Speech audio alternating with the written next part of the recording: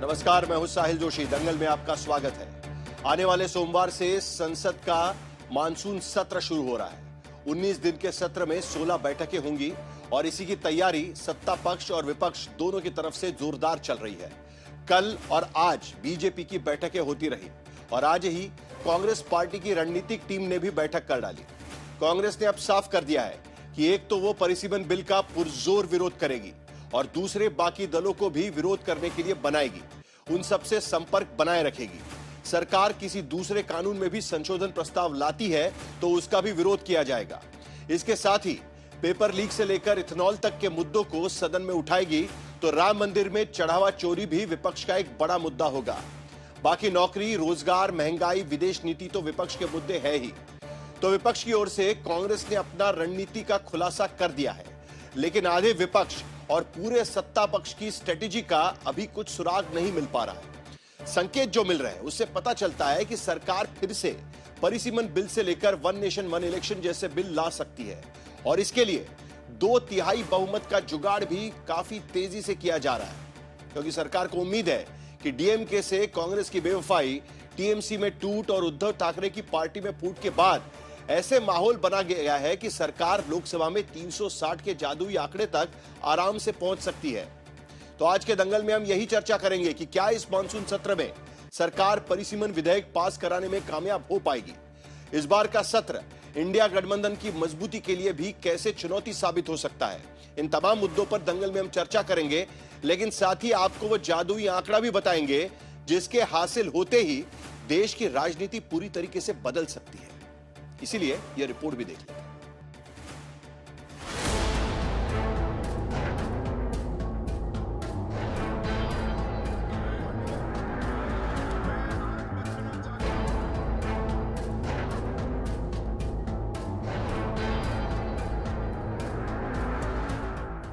20 जुलाई से संसद का मानसून सत्र शुरू होने वाला है। इस सत्र के लिए सत्ता पक्ष और विपक्ष दोनों अपनी अपनी मोर्चेबंदी में जुटे हैं। बीजेपी की बैठकों के बीच कांग्रेस के पार्लियामेंट्री स्ट्रेटजी ग्रुप ने मंथन किया।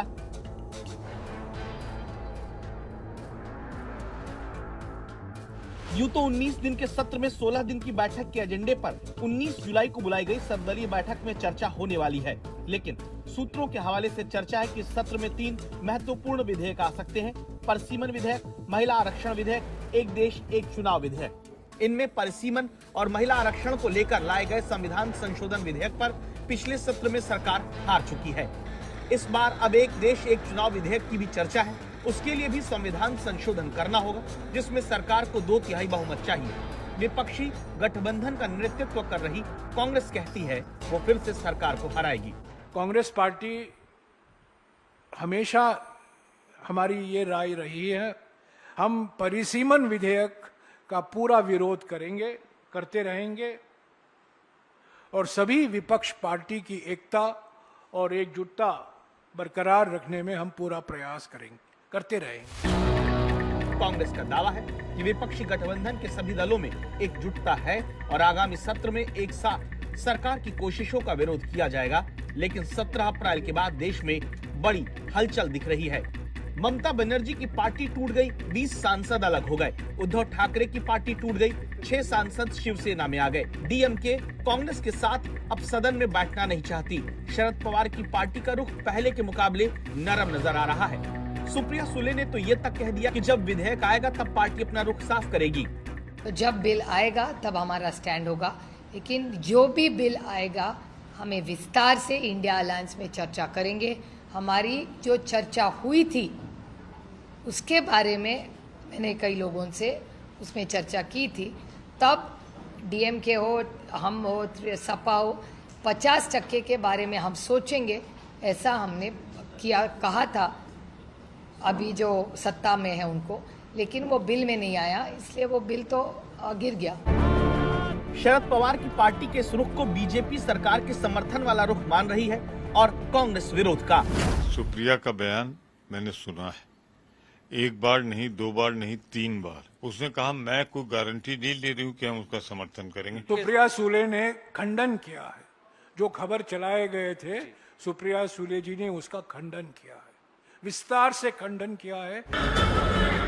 लेकिन सरकार ने बिल का विरोध कर रहे दलों की चिंताओं के निपटारे की दिशा में काम किया है। जहां पिछले सत्र में बिल पर चर्चा हो रही थी, तो संज्ञान में आए विरोध के मुद्दे अब सुलझाए गए हैं। मसलन स्टालिन बिल की कॉपियां जला रहे थे कि आबादी के हिसाब से उत्तर भारत में ज्यादा और दक्षिण भारत में कम सीटें हो जाएंगी। सरकार ने कह दिया कि हर राज्य में 50% सीटें बढ़ेंगी। इसी तरह समाजवादी पार्टी ने कहा कि नई सीटों में जाति गणना के हिसाब से आरक्षण मिले। सरकार ने स्पष्ट किया कि महिलाओं को मिलने वाले 33% आरक्षण के भीतर SC/ST की महिलाओं के लिए पहले से तय अनुपातिक कोटा सुरक्षित रहेगा, इसमें कोई कटौती नहीं की जाएगी।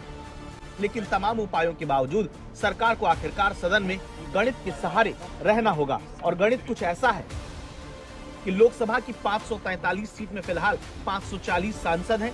संविधान संशोधन के लिए 2/3 बहुमत यानी 360 वोट चाहिए। सरकार के पास 293 सांसद पहले से हैं। इस बीच टीएमसी से टूटे 20, उद्धव से टूटे 6 सांसदों के साथ 319 संख्या हो जाती है। इसके बाद सरकार की नजर विपक्षी दलों के सांसदों की मैनेजमेंट पर है। इसमें डीएमके की चिंताओं के निराकरण के बाद सरकार को अब बड़ा समर्थन हासिल होने की उम्मीद है।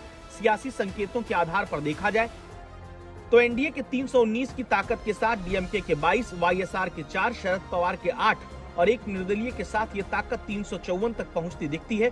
फिर भी सरकार को 6 सांसदों की जरूरत पड़ेगी, जिसके लिए उम्मीद जताई जा रही है कि जेएमएम के 3, वीसीके के 2, एमडीएमके के 1, आरएलपी के 1 और निर्दलीय 3 यानी करीब 10 सांसदों के समर्थन का इंतजाम सरकार कर सकती है।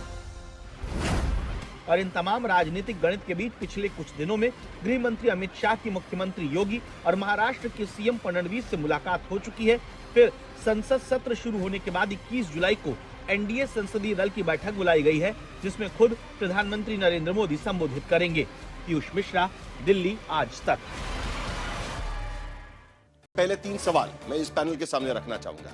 पहला सवाल, क्या परिसीमन बिल के पास होने की कितनी आशंका है? मानसून सत्र में सरकार परिसीमन विधेयक पास कराने में क्या कामयाब हो पाएगी? जिस तरीके से ये इस पर चर्चा चल रही है, क्या परिसीमन विधेयक पास कराने में सरकार कामयाब हो पाएगी?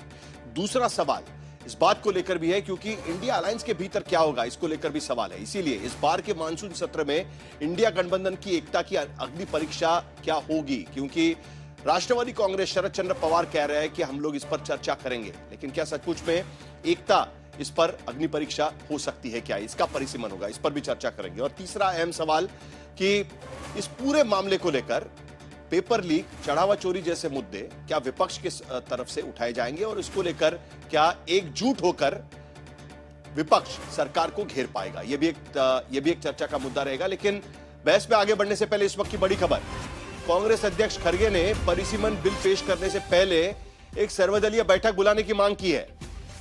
मल्लिकार्जुन खड़गे ने प्रधानमंत्री को एक चिट्ठी लिखी है कि सरकार फिर से परिसीमन बिल लाने वाली है, लेकिन इससे पहले संशोधित प्रस्ताव पर चर्चा के लिए सर्वदलीय बैठक बुलाई जाए और बिल को पेश करने से पहले विस्तार से अध्ययन के लिए समय दिया जाए। हालांकि एक सर्वदलीय बैठक 19 जुलाई को प्रस्तावित है, लेकिन खड़गे का कहना है कि स्पेशल बैठक सिर्फ और सिर्फ परिसीमन बिल के लिए बुलाई जाए। इससे पहले जब परिसीमन बिल लाया गया था तब उसमें यह कहा गया था कि 850 संसद की संख्या की जाएगी, यानी लोकसभा की संख्या, लेकिन राज्यों का रिप्रेजेंटेशन 50% से बढ़ेगा कि नहीं बढ़ेगा इस बारे में कुछ नहीं लिखा गया था।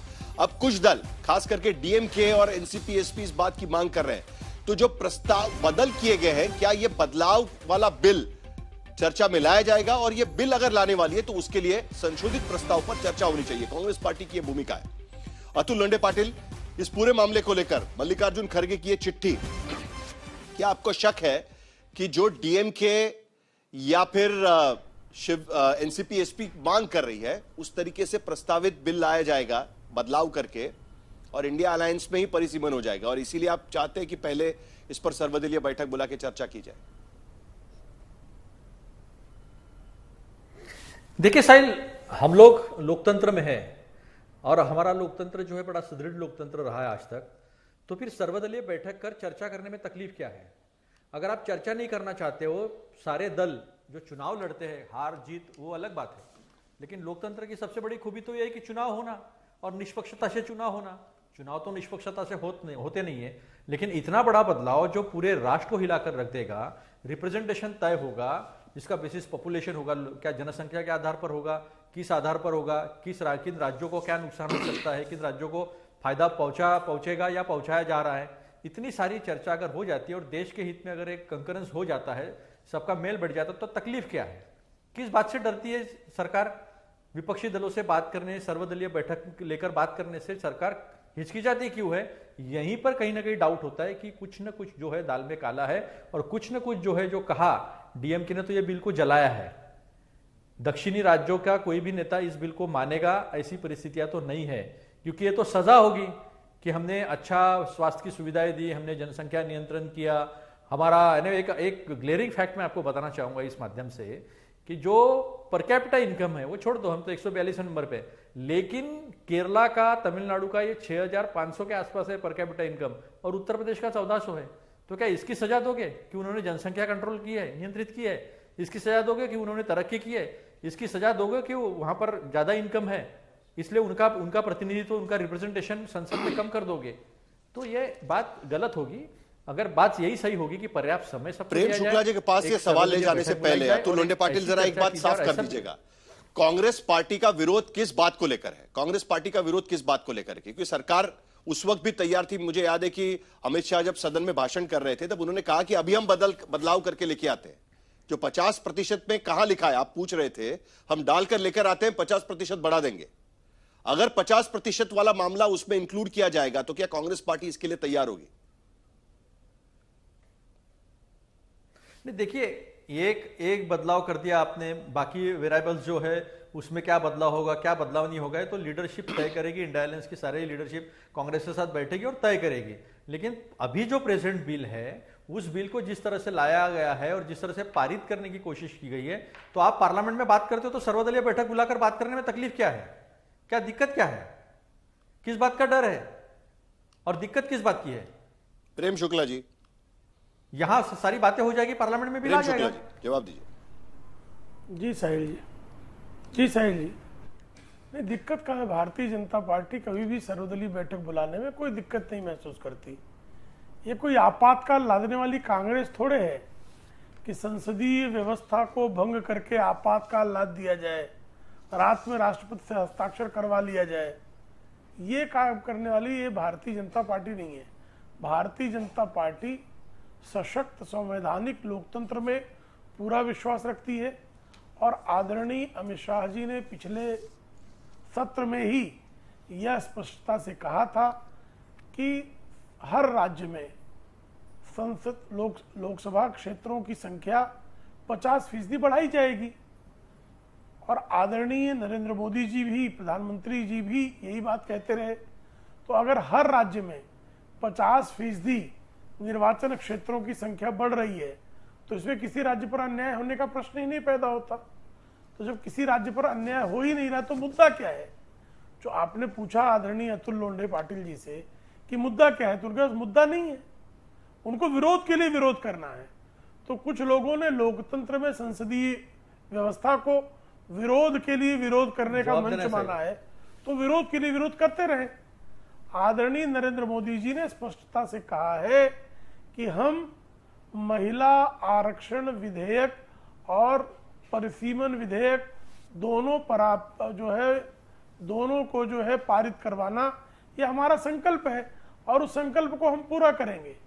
हम महिलाओं को न्याय संकल्प, आपका भी संकल्प किस लिए ही रहेंगे और परिसीमन के माध्यम से नहीं। प्रेम शुक्ला जी, महिलाओं को न्याय दिलाने प्रेम शुक्ला जी, आपका संकल्प किस चीज के लिए? ये तो महिलाओं का संकल्प तो 2023 में पूरा हो गया। महिलाओं को न्याय दिलाने का 2023 में आपका महिलाओं का संकल्प पूरा हो गया। हम चूंकि सीटों की संख्या, महिलाओं को अधिकार देने का संकल्प तो 2023 में पूरा हो चुका है। हम पहले ही आपकी वाहवाही कर चुके हैं 2023 में। वही मैं कह रहा हूं, आपको याद होगा प्रेम शुक्ला जी, हम वाहवाही कर चुके हैं आपकी। अच्छा कि आपने वाहवाही कर दिया, आपकी अच्छा किया आपने वाहवाही किया, उसके लिए आभार आपका। लेकिन महिलाओं की सीटों की संख्या भी बढ़े, पुरुषों की सीटों की संख्या भी बढ़े, यह भी हमारा संकल्प है। तो सीटों की संख्या जो है, दो चीजें आज जो प्रेस कॉन्फ्रेंस हुई है, जयराम रमेश इस बारे में ये बात कहने की कोशिश कर रहे हैं। कांग्रेस पार्टी की जो प्रेस कॉन्फ्रेंस हुई है उसमें जयराम रमेश की तरफ से दो चीजें कही गई। एक, उन्होंने कहा कि एक खतरनाक परिसीमन बिल लाया जा रहा है। खतरनाक शब्द का इस्तेमाल मैंने प्रेस कॉन्फ्रेंस सुनी है, खतरनाक। कैसे कुछ खतरनाक लोगों है को वो? तोड़कर अपमान का अरे अपमान 50% हर राज्य का कर बन जाएगा तो चालाकी से खतरनाक हो जाएगा। 360 का आंकड़ा हासिल करने की कोशिश की जा रही है। कहने का मतलब उनका यह है, आपकी सहयोगी सुशीबेन शाह की पार्टी 6 लोगों को तोड़ लेती है, बाकी जो एनसीपी एसपी के लोग हैं उनकी भूमिका अब क्या है वो संदेह के घेरे में आ गई है कहीं ना कहीं। संवैधानिक व्यवस्था कुटिल तय नीति करती से, है। चालाकी नहीं। से नहीं 2 भाई, तिहाई बहुमत हम हासिल बोलने का करने काम की करते कोशिश हैं, हो रही है, बोलने का आरोप नहीं। लगाया जा रहा है कांग्रेस पार्टी की तरफ से। मुझे जवाब देना है साहिल। नहीं साहिल जी कृपा करके मुझे नहीं, एक बताइए। मिनट, पहले प्रेम शुक्ला जी। साहिल जी कृपा करके मुझे प्रेम बताइएगा। शुक्ला जी। साहिल जी मुझे कृपा करके बताइएगा कि श्रीमान नरसिंह राव ने जो है, अगर उनके खिलाफ अविश्वास प्रस्ताव लाया गया, उन्होंने अविश्वास प्रस्ताव को अन्य दलों का समर्थन लेकर उसको परास्त किया, तो कुटिल नीति थी उनकी, संसदीय लोकतंत्र की हत्या थी। थी। परमाणु परीक्षण पर जो है, परमाणु थी। समझौते पर, परमाणु थी, समझौते हत्या पर थी, मैं कह रहा हूं। 2008 में आपने मुझे सवाल पूछा, मैं जवाब दे रहा हूं। हत्या सुनिए, थी। कैसे हत्या थी? जेएमएम घूस कांड अच्छा, को तो हत्या लेकर किया जिस उन्होंने। तरीके से मीडिया ने तो नरसिंह राव मतलब ये सरकार को हत्या सवाल है। पूछे थे, आप सही कह रहे हैं। नहीं, बिल्कुल ये रिश्वत कांड तो हत्या थी। है। हत्या थी। रिश्वत नहीं, रिश्वत हत्या थी। कांड तो हत्या है। रिश्वत कांड, हाँ, तो कांग्रेस हत्यारी ये मान रहे हैं ना, कांग्रेस हत्यारी ये मान रहे हैं ना। इसी मैं तरह बोल से रहा हूं ना। 2008 में थी, हत्या थी, परमाणु मैं कह रहा हूं समझौते ना। पर, अरे सुनिए ना, आगे का भी सुन लीजिए, आगे का भी सुन लीजिए भाई साहब। हाँ, परमाणु समझौता 2008 में होना था। साम्यवादियों ने, वाम मोर्चा ने समर्थन वापस ले लिया, समाजवादी पार्टी का ये समर्थन लेकर आए। सीबीआई के डायरेक्टर को बुलाकर अमर सिंह ने तहलका नाम की पत्रिका को बाकायदा इंटरव्यू देकर कहा कि सीबीआई का डंडा दिखाकर समाजवादी पार्टी का समर्थन ले लिया परमाणु समझौते पर, तो यह तो हत्या ही थी। तो इस तरह की हत्याएं करने का अधिकार कांग्रेस को अतुल रहा लोंढे है, पाटिल। लेकिन भारतीय जनता पार्टी बिल्कुल हत्या नहीं करेगी। पुराने इतिहास की किताब भारतीय लेकर जनता बैठे हुए हैं पार्टी प्रेम शुक्ला जी। संवैधानिक लोकतंत्र दोपहर के का सामना में वो जब प्रावधानों लिखते का थे, आदर वो करते हुए पुराने करेगी। इतिहास मैं की कहता हूं, पूरी पूरा इतिहास किताब बोलता लेकर वो बैठे हुए हैं और एक एक पन्ना खोलकर आपको दिखा रहे हैं। जरा आप मुझे बता दीजिएगा जयराम रमेश के आरोप क्या थे आज के, स्पेसिफिक आरोप बताइएगा ताकि हम आगे बढ़ा सके चर्चा। अतुल लोंढे पाटिल।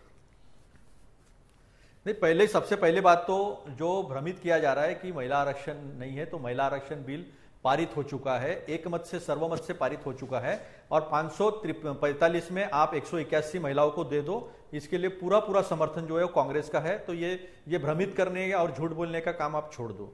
अब दूसरी बात रही, इन्होंने कहा कि मैंने कोई जवाब नहीं दिया। मैंने तो कहा आपने 2011 का जनसंख्या का आधार लेके आप 50% बढ़ाने की बात करते हो, जिसमें 50% दिया नहीं था। समानता से सभी राज्यों में 50% बढ़ना चाहिए, ऐसा कुछ वहां लिखा नहीं था। तो ये आपने जो है ये गुमराह करने की कोशिश की। तीसरी बात, आपने जो जेरीमेंडरिंग आसाम में किया है कि एक ही कॉन्स्टिट्यूंसी में अलग अलग कॉन्स्टिट्यूंसी के वोटर्स को डालकर आपने कॉन्स्टिट्यूंसीज बनाई है, वो तो ऐसी जेरीमेंडरिंग है कि दुनिया में ऐसे कॉन्स्टिट्यूंसीज कहीं नहीं है, वो भी आपने किया है। तो कौन हत्या करता है कौन नहीं करता है वो तो सीधा स्पष्ट तरीके से दिखता है। और रही बात कि आपने कहा था कि हत्या की वगैरह वगैरह, 750 किसानों की हत्या होने के बाद भी उनको श्रद्धांजलि नहीं देने वाले लोग हमको न सिखाए। हमने जो न्यूक्लियर डील की थी वो देश के हित में थी। आप देश को विभाजन करने के बाद में सपोर्ट मांगने की कोशिश करते हो और उसमें तोड़फोड़ करते हो। हमने सपोर्ट लिया था, संविधानिक व्यवस्था के तहत सपोर्ट लिया था। मुझे नहीं पता कि ईडी इनकम टैक्स का डर दिखाकर पूरी की पूरी पार्टी तोड़कर दूसरी पार्टी में डाल देना, अपनी पार्टी में ले लेना, ये तो 70 साल में कभी नहीं हुआ। और इमरजेंसी कम से कम संविधान के तहत आई थी, 352 आर्टिकल के तहत आई थी। आपने तो इस तरह का आपातकाल लगा दिया है कि कोई बोल नहीं सकता, कोई सुन नहीं सकता, कोई कह नहीं सकता, कोई बोलने की कोशिश करे तो उसको जेल में डाल दिया जाता है। इस तरह का आपातकाल तो 2014 से आया ही है। और ये मैं नहीं, ये तो अडवाणी जी ने खुद कहा है, कैबिनेट में प्रस्ताव तक नहीं आया था। तो आप जो कर रहे हैं संविधान की हत्या, ये सब देख रहा है। गजब संविधान की व्याख्या है नहीं है। अगर न्यूक्लियर डील देश के हित में नहीं थी तो 2014 संविधान की व्याख्या आपातकाल संवैधानिक बात की, और अभी तक वो डील क्यों नहीं हुआ वो बताओ। आपातकाल संवैधानिक क्या किया वो आपने अब तक बताया नहीं है। देखिए महेश तपा से देखिए, कांग्रेस पार्टी ने आज प्रेस कॉन्फ्रेंस करके कह दिया कि किसी भी सूरत में परिसीमन बिल का वो विरोध करेंगी। कांग्रेस पार्टी की प्रेस कॉन्फ्रेंस हमने सुनी है, हमने सुप्रिया सुले की प्रेस कॉन्फ्रेंस भी सुनी है, और वो ये कह रही है कि हम देखेंगे कि संशोधित प्रस्ताव क्या लाया जाता है और उसके आधार पर हम जो हमारी भूमिका है वो तय करेंगे। कांग्रेस पार्टी की तरह साफ भूमिका क्या एनसीपी एसपी की तरफ से आ पाएगी? क्योंकि हमें लग रहा है कि आप कहीं ना कहीं समर्थन करने के मूड में हैं यहां पर, अगर 50% वाला मुद्दा ऐड किया जाता है तो। इसके पहले जब पार्लियामेंट में पिछले सत्र में जब बिल इंट्रोड्यूस किया गया था, तब खड़गे जी के लीडरशिप में एक लेटर देश के गृह मंत्री अमित शाह जी को लिखा गया था। उसमें यह कहा गया कि सबको आप एक साथ बुलाइए। आप सबको अलग अलग बुला रहे हैं, किसी के में धमकी मंत्र दे रहे हैं, किसी को चेतावनी दे रहे हैं, किसी को और कुछ रिश्वत देने की कोशिश की जा रही है, पता नहीं हमको, we don't know any of this. But एक ही हमारा कंटेंशन था कि सारा इंडिया अलायंस ब्लॉक जो है सबको एक साथ बुलाइए। जो भी आपको बिल इंट्रोड्यूस करना है उसके अंदर इक्वल रिप्रेजेंटेशन ऑफ सीट्स होना चाहिए, वर्सेस नॉर्थ वर्सेस साउथ। ये एक सादी सी मांग है। और इंडिया अलायंस से महाराष्ट्र का नहीं, इंडिया अलायंस में केरला भी है, इंडिया अलायंस में तमिलनाडु भी है, इंडिया अलायंस में आंध्र प्रदेश। इक्वल रिप्रेजेंटेशन यानी क्या महेश तपा से? इक्वल रिप्रेजेंटेशन यानी क्या, स्पेसिफिक बताओ। हाँ, मतलब उत्तर के राज्यों के कंपैरिजन में दक्षिण के राज्यों को भी उतनी सीटें मिलनी चाहिए जितनी उनकी लोक संख्या है या जितना उनकी रिक्वायरमेंट है। तो ये पुराने बिल में कहीं नहीं हो रहा था। हालांकि तो सरकार तो कह चुकी है ना पिछली बार भी महेश, पिछली बार अमित शाह ने लोकसभा के भीतर जवाब देते समय इस बात का जिक्र किया, अगर आपको चाहिए तो मैं अभी हम लोग 50% डाल देते हैं।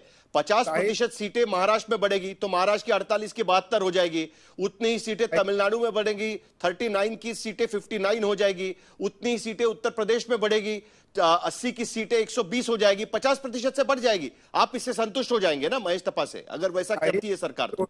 जरूर बोला है, लेकिन बिल के अंदर भी प्रस्ताव आना चाहिए, और बिल में प्रस्ताव आने के बाद व्यापक चर्चा होगी ना इसके ऊपर, इंडिया अलायंस के ऊपर व्यापक चर्चा होगी। और इसीलिए खड़गे जी के नेतृत्व में एक लेटर लिखा गया जिसमें कहा कि पूरे इंडिया, मैं एक बार फिर पूछता हूं महेश तपा से, एक बार फिर पूछता हूं, अगर बिल में यह प्रस्ताव लाया जाता है जो आप कह रहे हैं, अगर बिल में यह प्रस्ताव लाया जाता है तो क्या एनसीपी एसपी इस बिल के समर्थन में खड़ी होगी?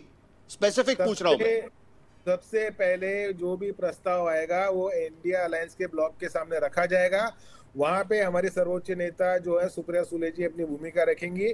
उन्होंने किस प्रकार से इसमें क्या दुरुस्ती नहीं, अतुल लोंढे पाटिल, देखिए ये आप कांग्रेस पार्टी साफ शब्दों में कह रही है, महेश एक बार फिर सुन लीजिएगा। कांग्रेस पार्टी, आज जयराम रमेश ने प्रेस कॉन्फ्रेंस की और उसमें साफ शब्दों में कांग्रेस पार्टी ने कहा कि किसी भी सूरत में, शब्दों का चयन देखिएगा, किसी भी सूरत में परिसीमन बिल का कांग्रेस पार्टी विरोध करेगी।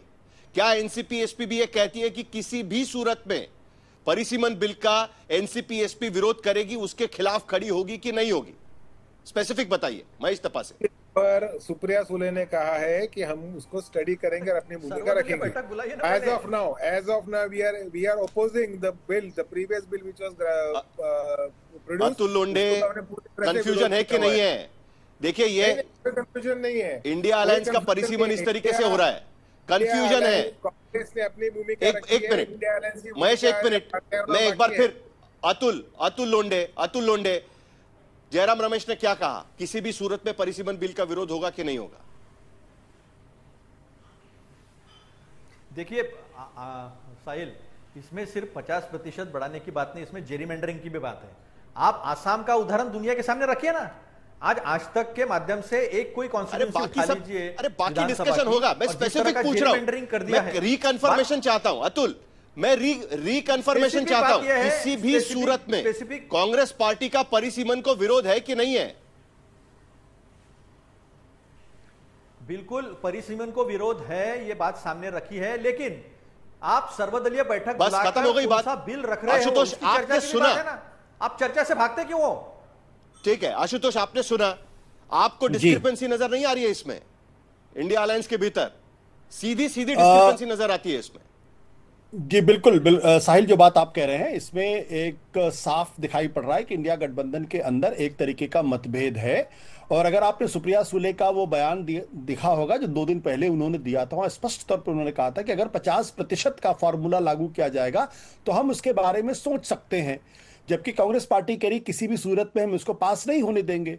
तो दोनों के बीच में मतभेद तो स्पष्ट है, और अगर मतभेद है तो ठीक है, 2 अलग अलग पॉलिटिकल पार्टीज उनके बीच में मतभेद संभव हो सकता है, लेकिन 2 चीजें मुझे लगता है ज्यादा महत्वपूर्ण है। एक, अगर पुराना बिल ही इस संसद के अंदर आता है तो सारी पॉलिटिकल पार्टीज का स्टैंड, खासतौर विपक्षी पार्टी पॉलिटिकल पार्टीज का स्टैंड बिल्कुल क्लियर है, वो उसका विरोध करेंगे, और अगर विरोध करेंगे तो सरकार को इस बिल को पास कराना मुश्किल हो पाएगा। दूसरा, अब जो परिसीमन बिल पर जो चर्चा हो रही है, उस चर्चा का औचित्य क्या है? क्या वो बिल आपने देखा है, क्या मैंने देखा है, क्या अतुल लौंडे पाटिल, महेश तापा से प्रेम शुक्ला जी या हमारे मित्र रजत सेठी या सुश्री बेन ने देखा है? किसी ने नहीं देखा उस बिल को। तो अगर बिल सामने होगा तो जो जो जिसे कहते हैं ना कि डेविल लाइज इन डिटेल्स, तो जब तक उस बिल को पढ़ के समझ के कॉमा फुल स्टॉप के हिसाब से देखकर अगर चर्चा होगी तो बेहतर चर्चा होगी। सिर्फ सिद्धांत के तौर पर अगर आप पूछेंगे परिसीमन बिल जी। आशुतोष जी, बड़ी दिलचस्प बात यह है, मैं फर्क देखने की कोशिश कर रहा हूं। देखिए, अप्रैल महीने में जब यह बिल लोकसभा के भीतर लाया गया था, मैंने सारे भाषण एक बार फिर सुने। उन भाषणों में जिस तरीके की क्लियर भूमिका सभी विपक्षी पार्टियों के द्वारा ली गई थी जिन्होंने इसका विरोध किया था, और जिसके वजह से 2/3 बहुमत सरकार को नहीं मिल पाया था, और उसमें साफ शब्दों में उन्होंने कहा था कि सरकार सत्ता पर रहने के लिए परिसीमन कराना चाहती है। पूरी जो उसकी सीमाएं हैं वो बदलकर इस तरीके से उसमें बदलाव लाना चाहती है जिसका जिक्र अतुल लोंडे पाटिल कर रहे हैं, असम की बात कर रहे हैं। वो परिसीमन के जरिए सरकार में रहने की कोशिश कर रही है सरकार, यही बात उन्होंने कही थी। अब अचानक ये मुद्दा कहां से आ गया, जब कहने लगे कि आप 50% वाला प्रस्ताव बिल में लाइए, उसके बाद हम इस पर सोचेंगे। ये फर्क तो आ गया है ना, ये डिस्क्रिपेंसी तो आ गई है ना कहीं किसी ने नहीं देखा है बिल, लेकिन भूमिका सॉफ्ट हो गई है। डीएमके की भूमिका सॉफ्ट नजर आ रही है, एनसीपी एसपी की भूमिका सॉफ्ट नजर आ रही है। साहिल, जो बात आप कह रहे हैं मैं आपकी बात से सहमत हूं, लेकिन भूमिका सॉफ्ट क्यों हुई है वो भी तो समझना पड़ेगा। आज की तारीख में एमके स्टालिन डीएमके की सरकार वहां पे नहीं है। अब उनको अपनी पार्टी को बचाने का भी एक संकट हो सकता है, जिस तरीके से तृणमूल कांग्रेस को अपनी पार्टी बचाने का संकट है। लेकिन क्या डीएमके, अगर उसमें 50% का फॉर्मूला नहीं आता है, तो क्या डीएमके उस परिसीमन बिल को एज इट इज एक्सेप्ट कर लेगी? उसमें मुझे संदेह है। क्या दक्षिण के बाकी जो संगठन है क्या वो उसको एक्सेप्ट कर लेंगे? उसमें मुझे संदेह है, क्योंकि उस पर उनका विरोध बिल्कुल साफ है कि पॉपुलेशन इंक्रीज के आधार पे अगर आप करेंगे परिसीमन तो दक्षिण के राज्यों को नुकसान होगा और उत्तर के राज्यों को फायदा होगा। तो ये जो दक्षिण और उत्तर की लड़ाई है वो 50% के फॉर्मूले पर नहीं है, और वो बात कहते रहेंगे 50%। पॉपुलेशन की बात तो सरकार की तरफ से साफ कर दी गई है ना कि पॉपुलेशन की बात ना है, इसीलिए हम कह रहे हैं कि 50% बढ़ा देंगे सीटें, एक साथ बढ़ा देंगे, और वही बात वो बिल में लाने की तैयारी में रखे हुए हैं। और इसी बात को लेकर कांग्रेस पार्टी का रुख तो क्लियर है कि हम किसी भी हालत में सपोर्ट नहीं करेंगे, लेकिन दूसरी तरफ विपक्षी पार्टियों में डीएमके और एनसीपी एसपी जैसी पार्टियां अलग तरीके से सोच रही है। यही तो मुद्दा है यहां पर। और एक बार आपने जिक्र किया है तो मैं जरा नंबर्स दिखा देता हूं ताकि रजत सेठी के पास भी जाया जाए इसको लेकर। देखिए, 319 की ताकत तक अभी एनडीए पहुंच चुकी है। जरा स्क्रीन पर नंबर दिखा दीजिएगा, क्योंकि इससे पहले 298 वोट्स सरकार को मिल पाए थे। अब उसमें कई कारण हैं कि कई लोग 319 कैसे हो गए, तो उसमें टूटकर शिवसेना यूबीटी के 6 लोग सुशीबेन शाह की पार्टी में चले गए, 20 टीएमसी के लोग टूटे एनसीपीआई में चले गए, 319 उससे बढ़ गए। लेकिन उसके बावजूद भी 22 डीएमके के विधायक, एक बार फिर दिखाइए, डीएमके के 22, वाईएसआर कांग्रेस के 4, एनसीपी एसपी के 8। हो सकता है कि अगर 50% मुद्दा होता है तो चले जाएंगे, निर्दलीय 1। ये सारे पकड़ ले तो 354 तक पहुंच जाता है आंकड़ा, यानी 10 अभी भी कम है। तो ये 10 कहां से आ सकते हैं, तो वो आंकड़े भी देख लीजिएगा जरा, जिसमें जेएमएम के 3 हैं, वीसीके के 2 हैं, एमडीएमके के 1 हैं, आरएलपी का 1 और निर्दलीय 3। ये भी यहां पर लगे हुए हैं कि इनका क्या होगा।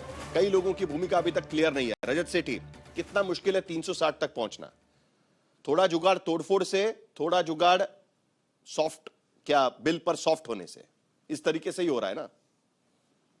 नहीं, बिल्कुल साहिल जी, जो फसाड है वो तो बिल है, लेकिन अंदर अंदर जो रस्साकसी चल रही है वो विपक्ष तो यही सोच रहा है कि उसकी एकता कितनी कायम रह सकती है इस आने वाले सत्र में, कि इंडिया जो गठबंधन है उसका अंतिम संस्कार इस सेशन में हो जाएगा।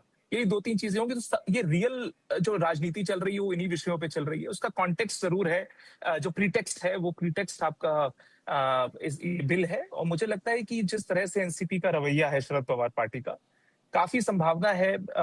जेएमएम के साथ ऑलरेडी इंडियन एक्सप्रेस ने न्यूज भी ब्रेक करी है कि डीएमके, जेएमएम और एनसीपी एसपी, अगर ये 3 बड़ी पार्टियां आ जाती हैं तो 360 बहुत मुश्किल नहीं है। और इसीलिए देखिए, ये जो कांग्रेस का रवैया चुनाव में भी दिख गया था, जी, और ये जो कांग्रेस पार्टी का रवैया है कि चाहे कुछ भी हो जाए, हम तो विरोध ही करेंगे, तो उनको बिल से कोई लेना देना नहीं है। तो इसीलिए जो लेटर लिखे जा रहे हैं कि सबको बुलाइए, वो सबको इसलिए बुलाइए कम से कम कहीं ना कहीं एक एकता बनी रहे, थ्योरेटिकली सही, लेकिन इंडिया अलायंस की कोई ना कोई एकता बनी रहे। उसको बचाने की कवायद है, बिल में क्या है इसको समझने की कवायद नहीं है। और इसीलिए मुझे लगता है कांग्रेस को तो किनारे करके उनसे तो एंगेज ही नहीं करेगी रजत, जरा आप मुझे समझाइए, यह रवैया क्यों चेंज हुआ है? ऐसा क्या हुआ है अप्रैल से लेकर जुलाई तक? अप्रैल से लेकर जुलाई तक ऐसा क्या बदला है विपक्षी लोग पार्टियों में कि अचानक चेंज ऑफ हार्ट यहां पर नजर आ रहा है?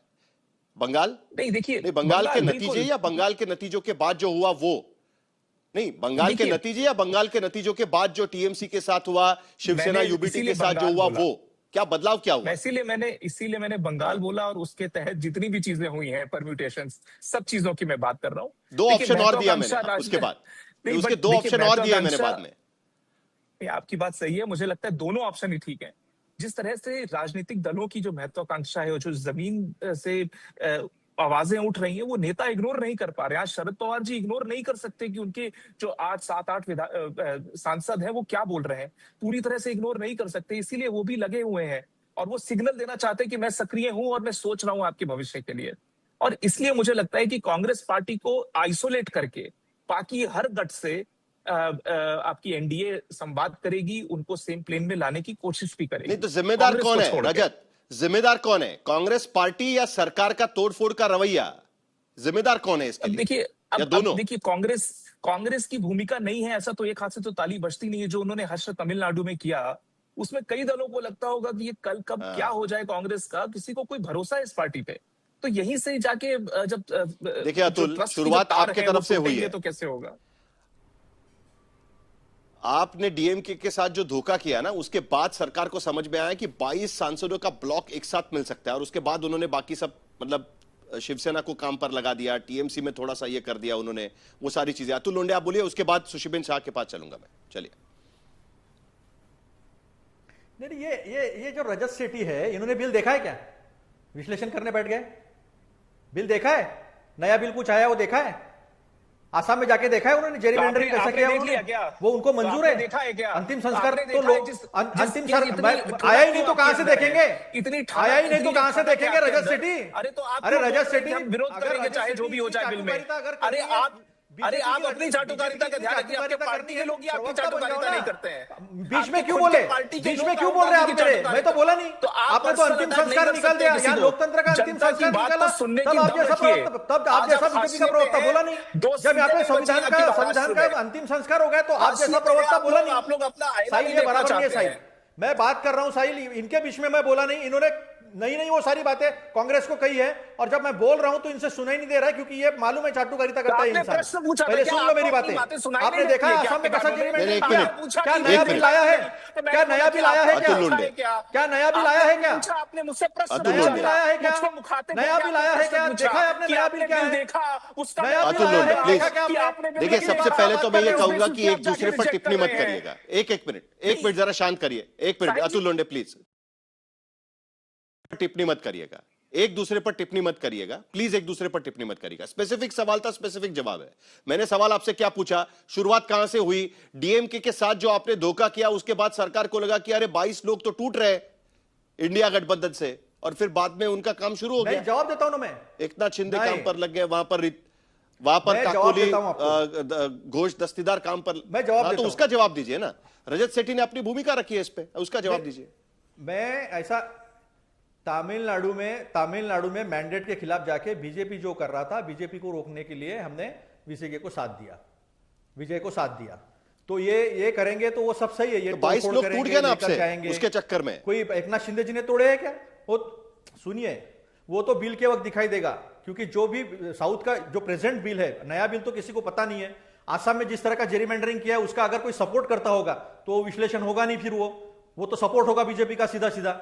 आसाम में जिस तरह से जेरीमेंडरिंग किया, उसका किसी ने विरोध नहीं किया आज तक। लोकतंत्र का अंतिम संस्कार हो गया वहां पर संविधान का अंतिम संस्कार हो गया। उसकी बात कोई नहीं करेगा, तो ये स्पष्ट तरीके से हम ये बात करेंगे। तो बात संविधान का अंतिम संस्कार हो गया। आज कांग्रेस पार्टी आरोप लगा रही है कि गलत तरीके से, कलंकित तरीकों से 2/3 बहुमत हासिल करने की कोशिश हो रही है, और उसमें आप भी शामिल है, ये आरोप लगा रही है कांग्रेस पार्टी। अतुल भाई इतने उत्तेजित क्यों हो रहे हैं? Let us stick to the facts. और साहिल भाई, मैं इतना बात कहना चाहूंगी, आप तोड़ दिया, हम तोड़ने का काम नहीं करते, हम जोड़ने का काम कर रहे हैं। अतुल भाई, अभी 40 मिनट बाद एक एक में महिला है, जरा बोलने दीजिए। और एक बार मैं और बता दूं आपको अतुल भाई, दैट वुमेन्स रिजर्वेशन बिल जब तक परिसीमन नहीं होता है कभी पारित नहीं होगा। ये फैक्ट है, हम सभी को जानना चाहिए, मानना भी चाहिए। और इसलिए इतने सालों से वुमेन्स बिल पास हो गया। आप समझ लीजिए, आपके पास ये बिल पारित करने के लिए ना तो नंबर्स है, ना आपके बिल पास हो चुका है। 545 में 181 दे दो, कोई दिक्कत नहीं है। अतुल भाई, मुझे आप इतने बार बोले, बोलने तो दीजिए। महिलाओं को आपकी गलत जानकारी है खुशी बहन, ये आपकी गलत जानकारी है। बोलना तो मैं करेक्ट कर रहा हूँ, मैं सिर्फ करेक्ट कर रहा हूँ। करेक्ट नहीं हो नहीं सकता। अतुल एक मिनट, नहीं मैं सिर्फ करेक्ट कर रहा हूँ। अतुल जी एक मिनट में आऊंगा आपके पास, उनको बोलने दीजिए ना, उनको बोलने दीजिए, पहले उनकी भूमिका तो रखने दीजिए प्लीज। एग्जैक्टली अतुल भाई, सुनिए ना भाई, महिलाओं। अतुल भाई, हम यहाँ से आज तक पर पहुंचे हैं, लेकिन इधर से आज तक से हमें पार्लियामेंट में जाने के लिए महिला रिजर्वेशन चाहिए ही, नहीं तो महिलाएं पहुंच नहीं पाएगी। और क्यों नहीं पहुंच पाएंगी? कि जो करंट बिल है, जैसा ये बिल है, जैसा आप बता रहे 2023 का, वो कभी पारित नहीं होगा। आपके अगाड़ी बिगाड़ी के इंडी गठबंधन के लोग भी नहीं वोट करेंगे उसके तहत में। परिसीमन और वुमेन्स रिजर्वेशन बिल साथ में चलेंगे। आपकी नेता प्रियंका जी हैं, एक व्यक्ति एक वोट, और वो उसका सम्मान हमें रखना चाहिए, और इसीलिए परिसीमन होना बिल्कुल जरूरी है। एक करेक्शन कर दूं सुशी बहन, 2023 में यह बिल पारित हो चुका है, कभी पारित नहीं होगा मत बताइए, वो पारित हो चुका है, लेकिन 2023 में पारित हो चुका है। नहीं, पारित हो चुका है, लेकिन उसका इंप्लीमेंटेशन नहीं हुआ है। ये परिसीमन उसके साथ चलते women reservation bill according to me are closely connected. अरे भाई अतुल भाई, हमारा मानना है ना भाई, हम गलत हो सकते हैं, लेकिन मेरा मानना बिल्कुल सही है। दूसरी बात, जो अभी मसूदा आएगा, जो ड्राफ्ट बिल आएगा, 50% का जो मसूदा है, 50% में जिस प्रकार से हर स्टेट का आज रिप्रेजेंटेशन है हमारे पार्लियामेंट में, वो रहेगा, शायद थोड़ा फार बढ़ेगा। तो क्या प्रॉब्लम है? आपका रिजर्वेशन SC ST का अमित शाह जी ने क्लियर कर दिया कि वो भी रहेगा। जो भी संविधान में आज की तारीख में रिजर्वेशन है, वो ही रिजर्वेशन महिला आरक्षण में रहेगा। इसलिए मैं मानती हूं सारे लोग हमसे जुड़े। आशुतोष, जिम्मेदार कौन इसके लिए? जोड़ने की बात है। 360 कांग्रेस पार्टी का आरोप है कि कलंकित तरीके से हो रहा है, लेकिन क्या इसकी शुरुआत कांग्रेस पार्टी और DMK के बीच में जो डिवोर्स हुआ, वहीं से तो शुरुआत नहीं हुई इस पूरे मामले की? जब सरकार को समझ में आ गया कि इट इज रीचेबल। बिल्कुल विश्वास नहीं है आपका किसी का। नहीं, साहिल, अभी भी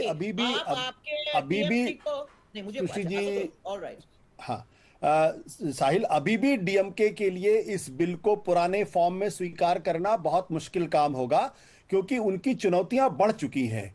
अब उनको तमिलनाडु के अंदर अपनी राजनीति को बचाने का संकट है। क्या वो खुलकर भारतीय जनता पार्टी के साथ आना चाहेगी?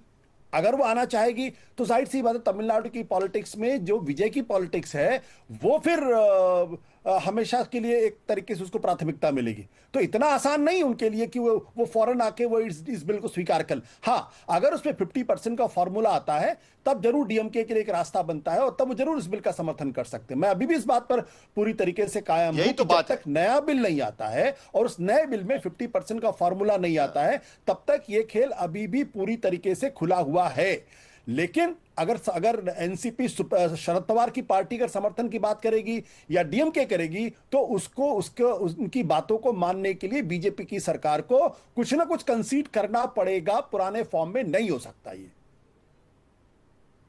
ठीक है, लेकिन ये जो चेंज ऑफ हार्ट है, वो डर के वजह से है या किसी और चीज के वजह से है? देखिए साहिल, आप अच्छी तरीके से जानते हैं, अगर पार्टी बचाने का संकट होगा या परिसीमन बिल को समर्थन का संकट होगा, तो जाहिर सी बात है पार्टियां अपने आप को बचाने की कोशिश करेंगी। कोई नेता जेल नहीं जाना चाहता। अगर शरद पवार को ये लगेगा कि उनके 8 के 8 सांसद वो निकल के बीजेपी में जा सकते हैं, तो फिर उनकी पहली प्राथमिकता ये होगी कि अपनी पार्टी को बचा के रखें, तब परिसीमन बिल के बारे में बाद में सोचा जाएगा। प्रेम शुक्ला, लेकिन अगर 360 की तरफ कदम बढ़ रहे हैं आपके?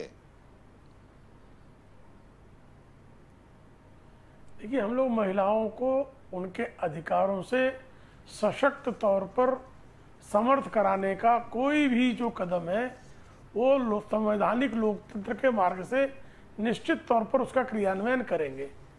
आदरणीय प्रधानमंत्री नरेंद्र मोदी जी ने स्पष्टता से कहा है कि हम महिलाओं को न्याय दिलाकर रहेंगे, और महिलाओं को न्याय दिलाने के लिए हमें जो करना होगा संवैधानिक लोकतांत्रिक मार्ग से उन सारे शस्त्रों का सदुपयोग करेंगे। संवैधानिक लोकतांत्रिक हम कोई जो है आपातकाल लादने वाला काम नहीं करते।